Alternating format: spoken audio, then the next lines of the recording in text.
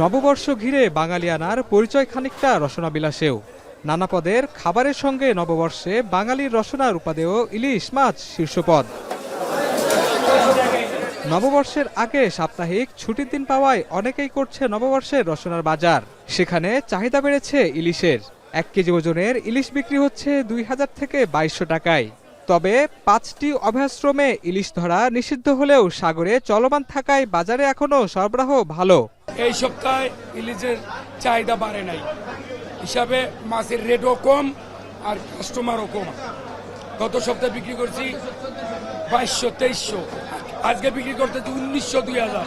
এবারকার customer খাওয়ালা customer পাগল হয় না খাওয়ার লেগে ইলিশ। ঢাকা সিটিতে লোক নাই, মাছ খেবো কই থেকে, মানুষের তো পয়সা করে আছে। ইলিশ বড়টা 1.5 কেজিগুলা 2200 টাকা করে, মানে জেনারেলি এটার দাম হওয়ার কথা 1800-2000, কিন্তু এটা আরো বেশি। মাংসের বাজারে স্বস্তি নেমেছে। গরু খাসির মাংসের দাম কেজিতে 30 থেকে 50 টাকা কমেছে। চাহিদা বাড়লেও দাম কমেছে মুরগির মাংসের।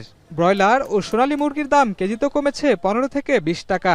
ঈদের পরের সপ্তাহে আমরা ব্রয়লার বেচছি 195-200, আজকে বেচতেছি 180 টাকা। সোনালী বেচছি 290-300 টাকা, আজকে বেচতেছি 270-80 টাকা। গত সপ্তাহে ছিল 1250 খাসি, আর ছিল 1150। তো এবারে দাম কিছু কমছে, 1100 টাকা হইলো ছাগল, খাসি হইলো 1200। ঈদ চলে গেছে তো এই জন্য কাস্টমার কম, যার জন্য আমরা একটু কম দামে বিক্রি করতেছি। এদিকে নিত্যদিনের সবচেয়ে বেশি চাহিদা চালের বাজার চড়া। 50 কেজি বস্তার সব ধরনের চালের দাম 100 থেকে 200 টাকা বাড়তি। রোজার মধ্যে আপনার 2100, 2150, 2200 টাকা বিক্রি করছি, হাইয়েস্ট 2200 টাকা। এখন 2200 টাকা কিনান্ত। বাহির যদি তারা ইনপুট করে বেশি বেশি, তাহলে মনে করেন যে চালের ঘাটতিটা থাকবে না, তাহলে দেশেও পারবে না। তবে ঈদের পর সবজির বাজার চড়া।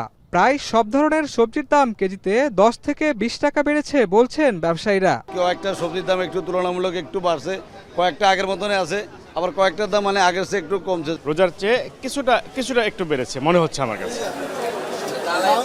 নববর্ষের আগে সব মিলিয়ে স্বস্তির বাজার করলেও সামনে সবজির দাম বাড়ার শঙ্কা করছেন ব্যবসায়ীরা। শাহিনুল ইসলাম সাগর, এখন, ঢাকা।